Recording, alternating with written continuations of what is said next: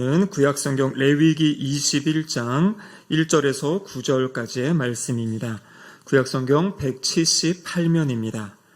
레위기 21장 1절에서 9절까지의 말씀입니다. 하나님의 말씀을 저와 한 절씩 교독하도록 하겠습니다. 여호와께서 모세에게 이르시되 아론의 자손 제사장들에게 말하여 이르라. 그의 백성 중에서 죽은 자를 만짐으로 말미암아 스스로를 더럽히지 말려니와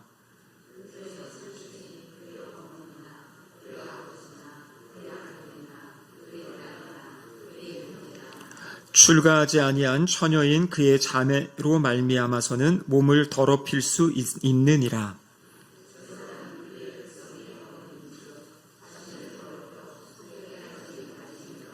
제사장들은 머리털을 깎아 대머리 같게 하지 말며 자기의 수염 양쪽을 깎지 말며 살을 베지 말고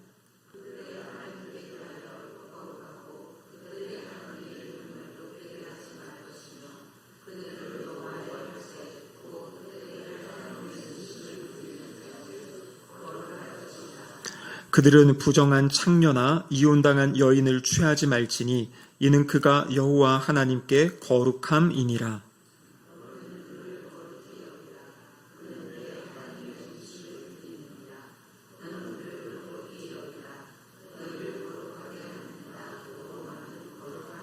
함께 읽겠습니다. 어떤 제사장의 딸이든지 행음하여 자신을 속되게 하면 그의 아버지를 속되게 함이니 그를 불사를 지니라. 아멘. 이는 하나님의 말씀입니다. 함께 기도하시겠습니다. 하나님 아버지 감사드립니다. 3일 저녁에 저희들을 주님의 전으로 불러주시고 또 하나님의 길 찬양하며 또 하나님의 말씀 들을 수 있는 은혜 주신 성을 듣고 또 하나님의 말씀에 순종하는 우리 모두가 되게 하여 주시옵소서. 설교자 입술을 주장하시사 온전히 하나님의 뜻이 밝혀지는 은혜의 시간 되게 하여 주시옵소서. 예수님의 이름으로 기도드립니다. 아멘. 네, 우리는 지금 계속 레위기의 말씀을 함께 나누고 있습니다. 아마 레위기 말씀을 여러분들이 계속 들어서 아시겠지만 핵심적인 단어는 바로 거룩함이지요. 오늘 우리가 읽은 본문에도 몇 절 되지 않지만 이 거룩이라는 단어가 얼마나 많이 나오는지 아마 실감하셨을 겁니다. 8절에 보면 이렇게 되어 있죠. 너는 그를 거룩히 여길지라. 그는 내 하나님의 음식을 드림이니라. 너는 그를 거룩히 여기라. 너희를 거룩하게 하는 나 여호와는 거룩함이니라. 그래서 끊임없이 거룩에 대해서 우리에게 말씀해주고 계십니다. 우리가 지난번에 살펴보았던 이제 레위기 17장에서 20장, 그러니까 16장에서는 이제 대속제일의 규례가 있었고요. 그 이후 17장부터는 이제 삶의 자리에서 어떻게 살 것인가, 삶의 자리에서 어떻게 거룩하게 살 것인가를 이야기했는데 그 17장에서 20장까지의 내용은 일반 백성들, 근데 일반 백성은 사실 모든 사람이 포함되죠. 그러니까 일상에서 어떻게 거룩함을 추구해야 될지에 대한 이야기고요. 오늘 우리가 읽은 21장과 다음 주에 살펴볼 22장은 특별히 제사장들의 거룩함에 대해서, 제사장들이 어떻게 거룩함을 추구하며 살아야 되는지에 대해서 말씀해주고 계십니다. 한마디로 이야기하면 제사장은 일반 백성들보다 더 높은 수준의, 더 높은 기준의 그 거룩함을 하나님께서 요구하고 계십니다. 그 이유가 무엇이겠습니까?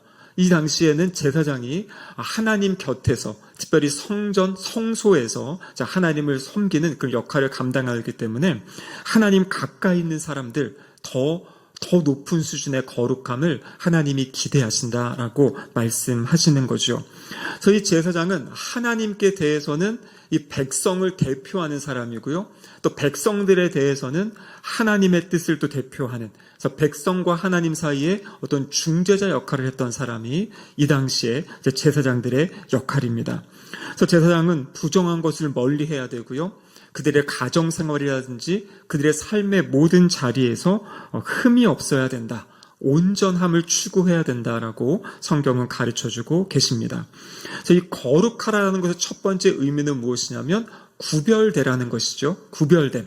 그러니까 다르게 살라는 것입니다. 근데 그것이 끝이 아니에요. 거룩함에 포함된 의미는 구별되는 것이 목적이 아니라 구별된 다음에 그 구별됨을 가지고 하나님을 섬기며 살아가는 것, 그것이 바로 거룩함의 목표이다라는 것입니다. 그래서 온전하게 하나님을 섬기며 사는 삶, 그것이 구약의 제사장들에게 하나님이 기대하시는 모습이죠. 제가 예전에 이 앞부분에서 제사장 위임식부터 해서 그 말씀을 나눌 때 그런 말씀드렸죠. 구약의 제사장은 오늘날의 목회자와 동일시되는 것이 절대 아니라 그랬죠.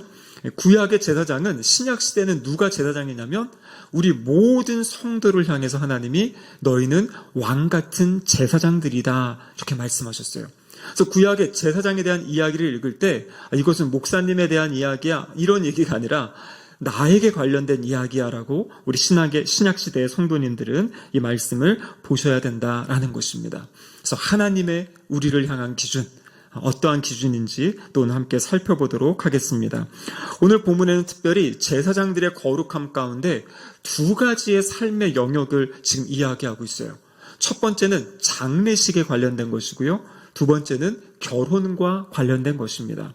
이 결혼과 장례라는 것은 우리의 삶에서 떼놓을 수 없는, 우리가 주기적으로 반복적으로 결혼식에 참석한다든지 장례식에 참석하는, 또 우리가 또 그러한 어떤 대상자가 되기도 하고요, 또 그 가족이 되기도 하죠. 그래서 우리의 삶의 자리에서 있는 그런 일들 가운데 제사장들이 어떻게 살아야 될지에 대해서 오늘 본문이 이야기하고 계십니다.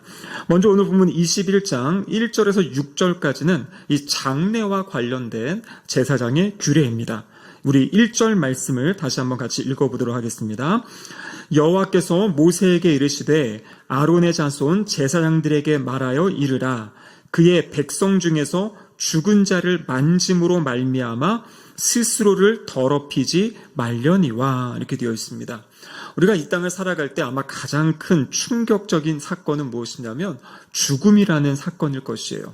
물론 예수님 믿는 사람은 이 땅을 죽으면 이제 하나님 나라에서 또 새로운 삶이 시작된다라는 것을 알고 있지만, 하지만 우리가 사랑하는 사람이 이 땅을 떠나게 되면요, 더 이상 그분과 교제할 수 없고 함께할 수 없기 때문에 우리의 마음이 상하고 심령이 상하는 것은 당연한 사실입니다.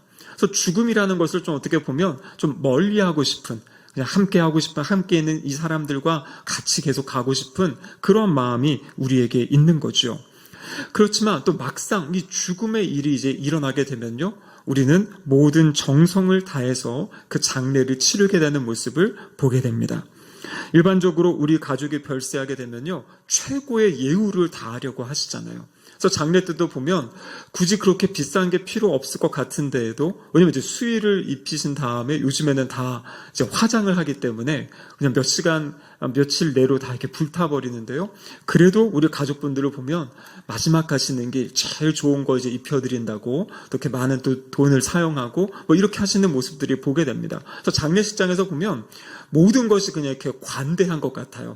뭐 음식을 가져오는 것도 그냥 가져오세요라고 이야기하고, 비용을 많이 따지지 않고 마지막 보내드리는 그 길을 최고의 어떤 예우를 해드리고 싶은 것이 남아있는 가족들의 그 마음이죠. 그래서 우리나라에서는 어떤 직장에서도 가족의 장례가 있다고 하면 공식적으로 이렇게 장례를 위해서 또 이렇게 회사를 쉴 수 있는 그런 여건들도 되고요. 또 우리가 장례식 운구 차량이 이렇게 지나가게 되면 사람들이 그냥 알아서 그 차량을 좀 배려해주는 이런 문화들이 이 죽음 앞에서 또 마지막 가시는 길에 대한 그 예절들을 우리가 또 지키는 그런 모습을 이제 우리가 볼 수 있는 거죠.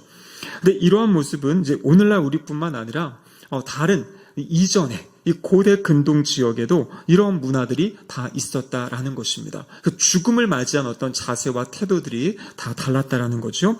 우리가 잘 알고 있는 지금도 이집트에 가면 이 피라미드라는 것이 있습니다. 공식적으로는 현재 보고된 것이 약 80기 정도 된다고 하는데요. 그런데 학자들에 따라서는 이게 이제 110개가 넘는 그러한 이제 피라미드가 있습니다. 그래서 어떤 것들은 그냥 그 원형이 보존된 것도 있고요. 어떤 데는 가면 그 속을 들어가 볼 수 있도록, 관광 체험해 볼 수 있도록 그 안을 또 가볼 수 있는 그런 것들이 있는데, 그럼 피라미드가 결국엔 무엇입니까?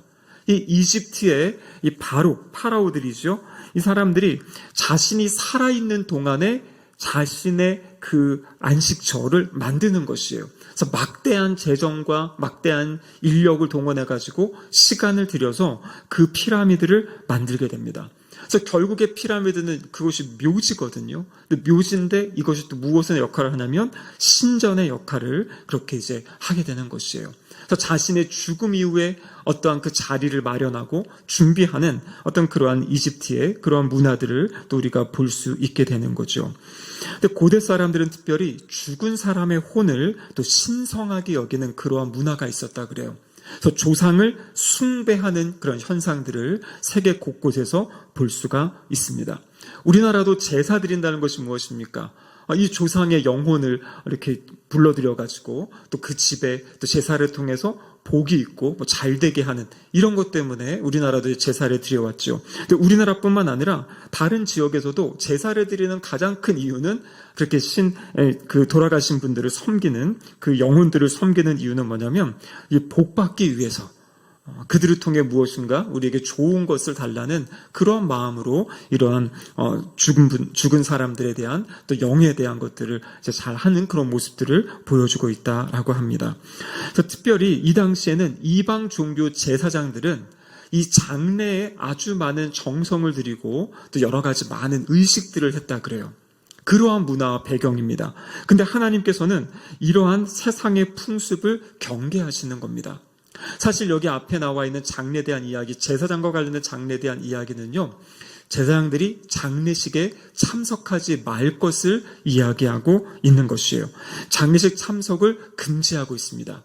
왜냐하면 아까 이야기한 것처럼 이방 종교들이 그 장례를 통해서 그 죽은 영혼에 대해서 무엇을 섬기고 그런 행사들이 많기 때문에 우리 이스라엘 백성의 제사장들이 그 장례식에 가게 되면 그러한 영향들을 또 받을 수 있고 또 그렇게 해야 되는 어떠한 분위기들이 만들어질 수 있기 때문에 죽은 사람의 혼을 이렇게 신성하게 여기는 이러한 조상을 숭배하는 것들을 차단하기 위해서 지금 장례 자리에 가지 말 것을 이야기하고 있는 것이죠. 또한 그 장례 자리에 갔을 때 이 죽은 어떠한 시체와 또 접촉하게 되는 어떤 그런 상황들을 미연에 방지하기 위함이다 이렇게 이야기하고 있습니다.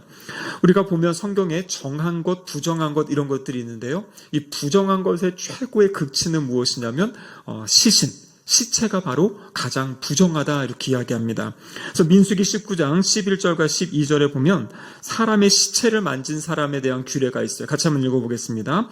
사람의 시체를 만진 자는 이레 동안 부정하니 그는 셋째 날과 일곱째 날에 잿물로 자신을 정결하게 할 것이라. 그리하면 정하려니와 셋째 날과 일곱째 날에 자신을 정결하게 하지 아니하면 그냥 부정하니. 그러니까 이 시신을 만지고 시신과 접촉하게 되면 7일 동안 부정하게 된다 이렇게 되어 있어요. 그러니까 만약에 제사장이 장례식에 가서 이 시신을 접하게 되면 7일 동안 자신의 직무를 감당할 수가 없게 되는 것입니다. 그래서 그것을 지금 미연에 방지하려고 하는 것이에요. 그래서 구약의 레위기로 보면 어떤 한 사람이 거룩함을 지키고 있다가 부정한 것과 이렇게 딱 맞닿게 되면은 그 순간 이 사람은 부정하게 되는 것이에요. 성소 안도 마찬가지죠. 나중에 더 살펴보겠지만 그 사람들의 이스라엘 백성들의 죄악 때문에 성소가 이렇게 더럽혀지고 부정해지는 그러한 영향이 있다는 것을 이야기하고 계시는 겁니다.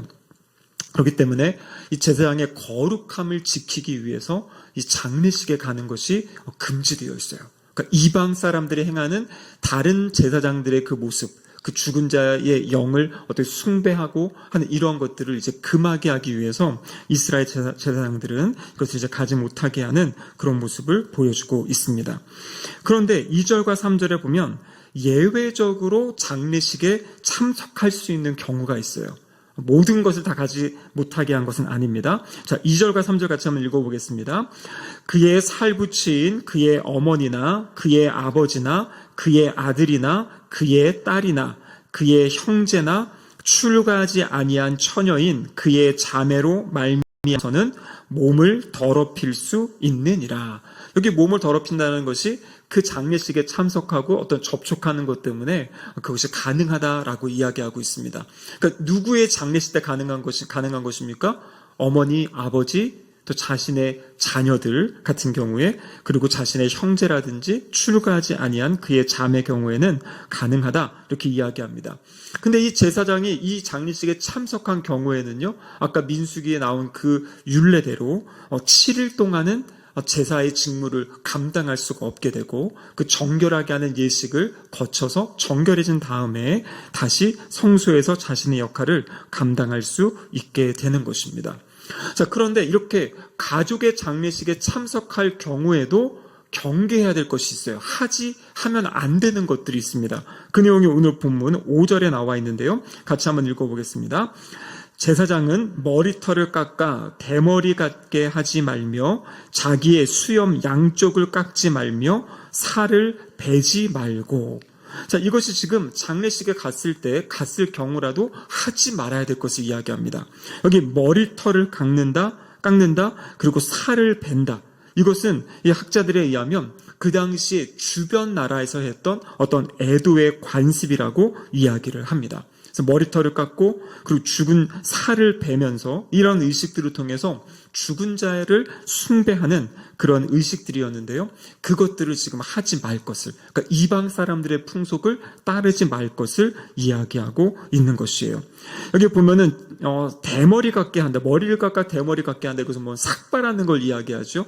이 애굽에서는 이 친족이 죽으면 이렇게 삭발을 했다고 하는데요. 이 경우가 바로 죽은 자의 신을 찬양하는 행위로 그렇게 머리를 삭발하고 밀었다라는 것이에요. 그러니까 결국에 지금 5절에서 이야기하는 것은 무엇이냐면 주변의 나라 사람들이 했던 장례식 때 했던 어떤 문화 습관들을 지금 가르쳐 주면서 그것들을 하지 말 것을 이야기하고 계시는 겁니다. 왜냐하면 주변에서 했던 그 모든 것은 죽은 자를 숭배하는 또 어떤 그 다른 신을 섬기는 어떤 그러한 예식들이었기 때문에 제사장들에게 그것을 따라하지 못하도록 이방이 하는 것을 흉내내지 못하도록 이제 그렇게 지금 하고 있는 내용입니다. 그러니까 결국에 정리해 보면요, 이 제사장들은 일반 장례식에 참석하지 말라고 말씀하시고요. 그 특별한 경우 가족의 장례식이 있을 경우에도 그 장례식장에서 이방 사람들이 하는 것 같은 그러한 예식을 하지 말 것을 지금 말씀하고 계시는 거예요. 그래서 왜냐하면 이방 사람들은 아까 말씀드린 대로 그 모든 것을 통해서 그 죽은 사람의 어떤 영혼을 섬긴다든지 조상들을 섬긴다든지 또 죽은 자의 어떤 신들을 찬양하고 경배하는 그러한 잘못된 행동들을 하지 말 것을 지금 이제 이야기하고 계시는 거죠. 자, 그렇다면 제사장들에게 이와 같은 더 엄격한 규례가 주어진 이유가 무엇인가? 오늘 본문의 4절에 나와 있는데요. 4절 같이 한번 읽어보겠습니다. 제사장은 그의 백성의 어른인즉 자신을 더럽혀 속되게 하지 말지니라. 여기에 보면 그의 백성의 어른이다 이렇게 이야기하는데요. 그것은 바로 지도자이기 때문에 라고 지금 이야기하고 있는 것입니다. 그래서 지도자에게 더 높은 기준의 그런 거룩함을 하나님께서 요구하고 있으신 거예요. 왜냐하면 그 지도자들이 잘못하게 되면요, 그 영향력이 더 다른 사람들에게 크게 전달되어질 수 있기 때문에 지도자도 저렇게 하는데 저런 모습 보이는데 따라할 수가 있는 거죠. 그래서 지도자에게 더 엄격한 그런 기준을 제시하는 것을 보여주고 있습니다. 그래서 오늘 우리가 읽지는 않았지만요, 레위기 21장 이제 10절에서 15절까지는 제사장 중에서도 대제사장과 관련된 규례를 이야기하고 있어요. 근데 대제사장의 경우에는 더욱더 강화되는 원리를 보여주고 있는데요. 오늘 21장 11절 말씀 같이 한번 읽어보겠습니다. 11절입니다. 어떤 시체에든지 가까이 하지 말지니 그의 부모로 말미암아서도 더러워지게 하지 말며. 그러니까 지금 대제사장 같은 경우에는 부모의 장례에도 지금 참석하지 못하게 그것을 지금 막아놓은 것이에요. 왜냐하면 이 당시에는 대제사장은 딱 한 명이었거든요. 그 한 명이 해야 될 제사장의 직분과 역할이 있는데 그것이 부모나 어떠한 자녀의 장례 때문에 그 지장받지 못하도록 그것까지도 참여할 수 없는 어떤 그러한 상황. 그래서 어떻게 보면 이것은 가정에 대한 어떤 의무보다도 제사장에게 맡겨진 그 직분을 잘 감당하게 하는 어떤 그러한 역할을 하게 하셨다라는 것입니다. 오늘 우리가 지금 보면요, 10절에 보면 이렇게 되어 있습니다. 대제사장은 그의 머리를 풀지 말며 그의 옷을 찢지 말아라 이렇게 되어 있어요. 그러니까 제사장이 자신이 장례식에 참석하지 못할 때 그것의 어떤 애도의 표현들, 이 당시 사람들이 했던 애도의 표현, 그것까지도 지금 하지 못하게 하는 그런 모습을 보여주고 있습니다. 우리가 이전에 살펴보았던 레위기 10장에 보면은요, 이 아론이 대제사장이 되어서 처음으로 제사를 드리는 장면이 레위기 10장에 나와 있다 그랬어요. 여러분, 이때 아론의 곁에서 이 제사를 함께 도왔던 사람이 누구냐면 아론의 첫째 아들, 둘째 아들 나답과 아비후가 그 일을 함께 했죠. 근데 나답과 아비후가 어떻게 됩니까? 다른 불을 가지고 하나님께 분향을 하다가 그날에 이 불이 그들을 삼켜버려서 그들이 죽임을 당하게 됩니다. 그러니까 제사장으로 취임하고 첫 번째 제사를 드리는 그 순간 하나님의 말씀을 지키지 않은 이 나답과 아비후가 그 자리에서 죽임을 당하게 돼요. 근데 여러분, 그때 어떤 일이 있습니까? 나답과 아비후 아래 동생들이 있었죠. 바로 엘르아살과 이다말이라는 동생이 있는데요. 하나님께서 모세를 통해 이 상황, 이 두 명의 죽은 제사장들의 시신을 수습하는데 가족들이 그곳에 참여하지 못하게 해요. 못하게 하고 이 삼촌 우시엘이라는 삼촌의 아들들을 불러다가 그 두 아들의 이 시신을 이제 가지고 나가서 이 시신을 이제 정리하도록 그렇게 하게 되는 것입니다. 왜냐하면 이 순간에 이 엘르아살과 이다말이 그 셋째 넷째 아들이 이 시신을 정리하고 그렇게 되면 지금 진행되어지는 제사를 참석할 수가 없게 되는 거죠. 그래서 다른 형제들에게 맡기고 백성들에게 맡기고 이들은 제사를 계속 진행하는 그러한 모습을 보여주고 있는 것입니다.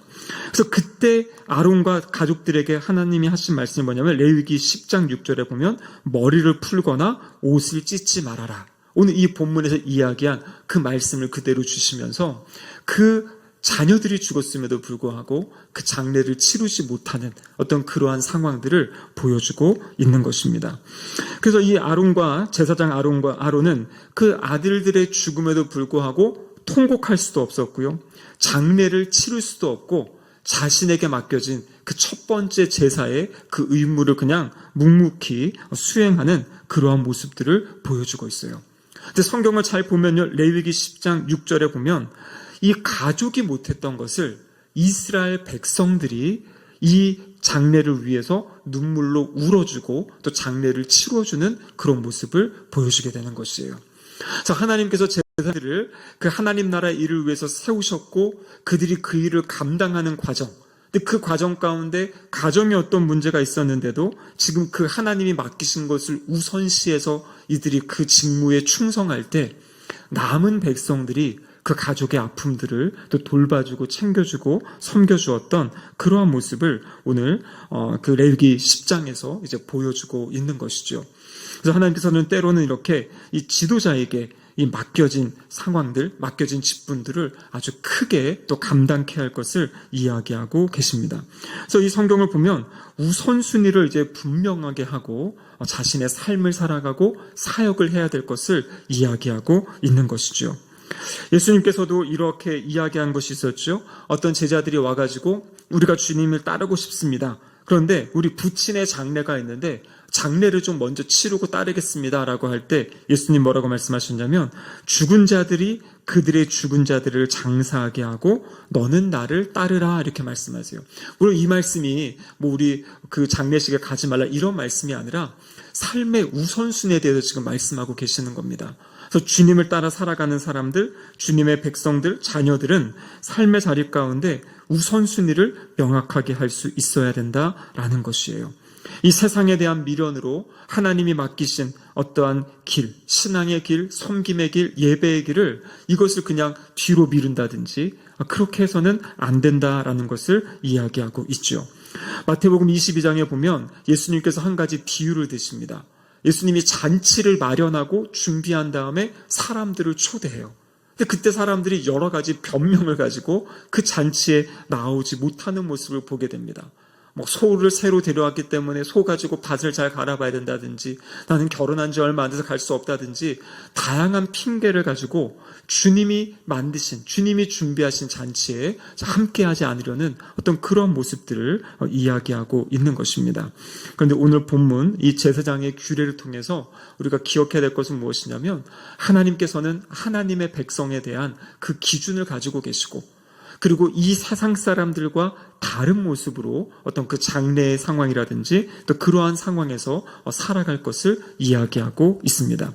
그래서 우리도 어떤 장례식을 할 때 우리가 장례 가운데 어떤 위로 예배를 드리고 또 입관 예배, 발인 예배 이것을 드리는 것은 결코 고인을 위해 드리는 것이 아니다라는 거죠. 그것은 고인을 위해 드리는 것이 아니라 남겨진 우리 가족들을 위로하고 또 가족들과 함께하기 위해서 드리는 거지, 어떤 죽은 사람을 위해서 우리는 예배를 드리는 것이 아니라 그 모든 것 가운데 예배는 하나님께 드려지는 거고요.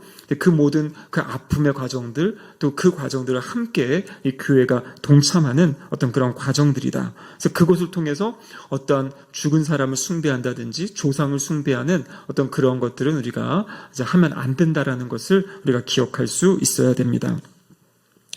이어지는 이제 9절과 7절까지의 말씀에서 보면은요, 여기는 이제 제사장 가정과 관련된 규례에서 결혼과 관련된 이야기를 지금 하고 있습니다.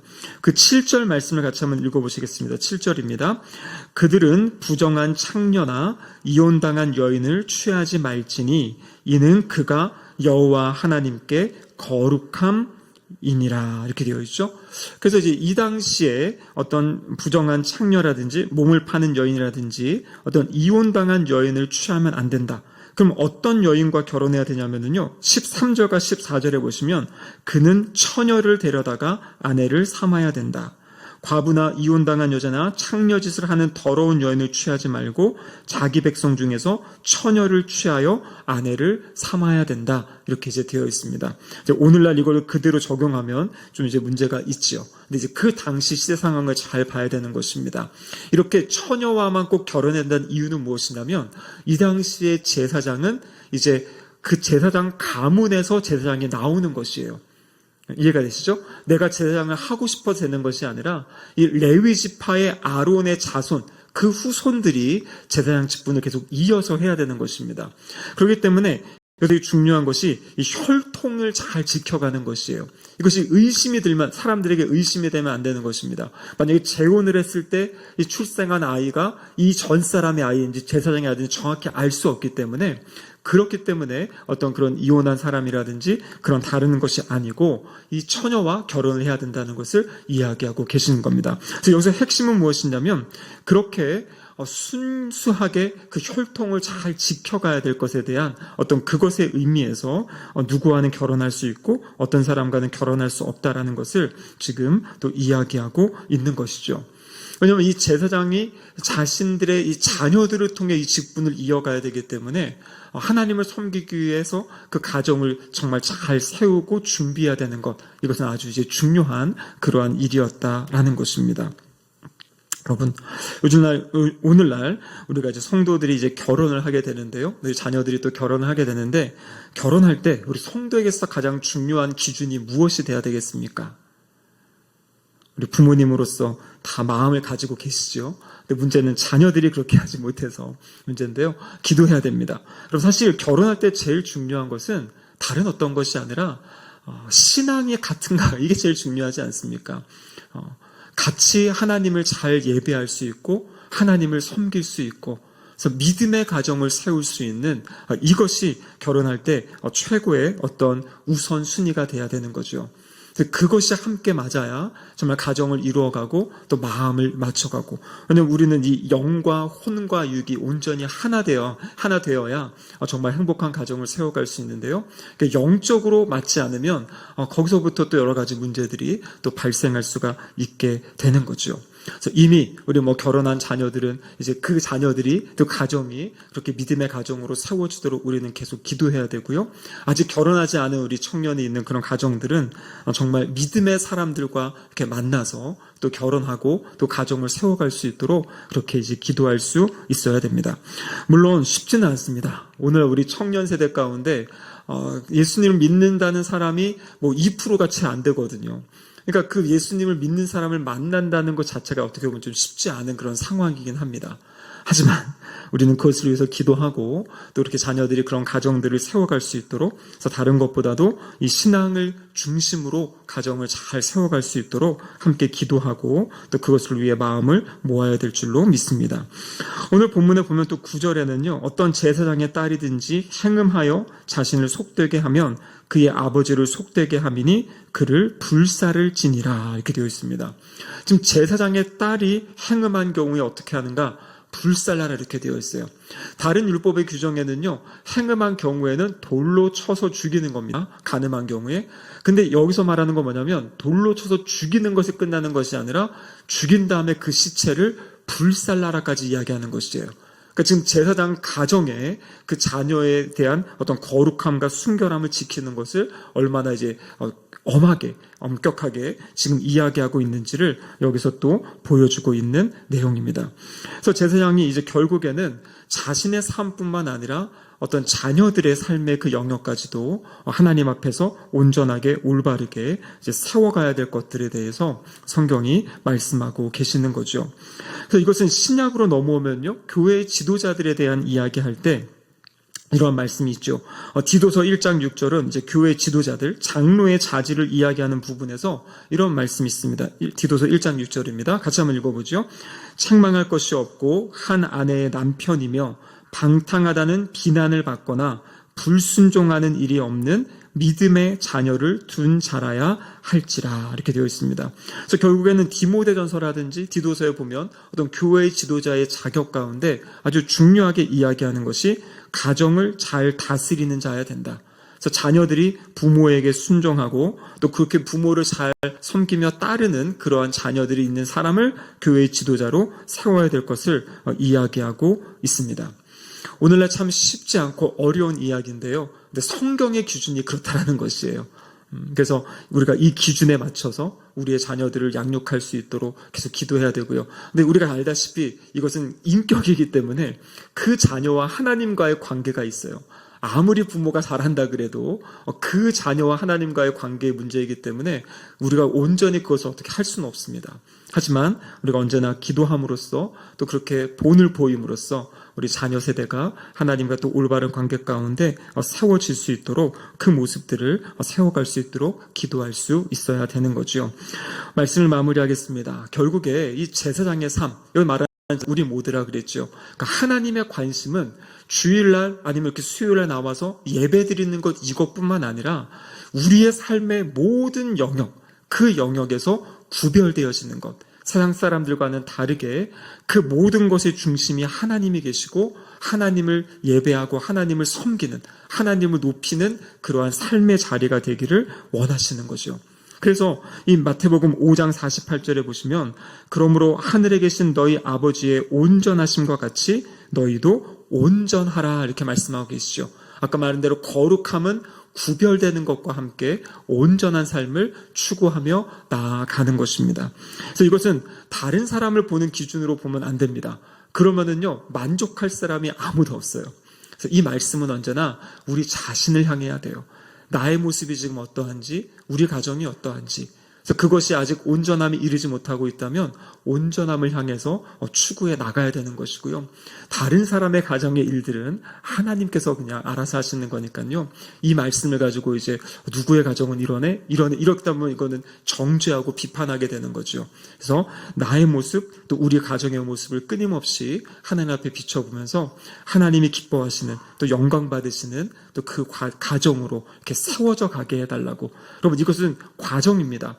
완벽해 보이다가도 어느 순간에 깨어질 수도 있는 거잖아요. 그렇죠? 하지만 지금은 완벽하지 않지만 함께 이 가정을 세워가는 과정 가운데 결국에는 그 온전함을 추구하는 모습으로 나아간다면 하나님이 그 모습을 기뻐하실 줄로 믿습니다. 그래서 그러한 소망을 가지고, 그러한 꿈을 가지고 오늘 주신 말씀처럼 온전하라. 하나님, 나의 힘으로 할 수 없사오니 성령의 충만함 가운데 우리의 가정이, 또 나의 삶이 그렇게 변화되어져 가는, 아름답게 세워져가는 그러한 복이 우리에게 있게 하여달라고 기도하는 우리 모든 성도님들 되시기를 주님의 이름으로 축복합니다.